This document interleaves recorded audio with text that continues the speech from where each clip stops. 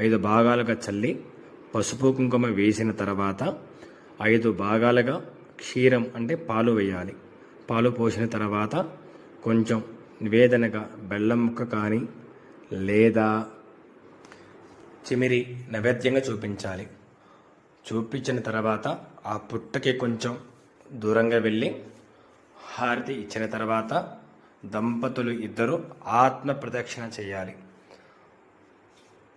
ఆ చేసిన తర్వాత ఆ నుదురికి కొంచెం పుట్టమన్ను పెట్టుకొని ఒక బ్రహ్మచారికి మీరు ప్రదక్షిణ చేసిన ఆ బింబాలు నాగబింబాలు ఉన్నాయి కదండి, ఆ బింబాలు ఒక బ్రహ్మచారికి దానం ఇవ్వండి.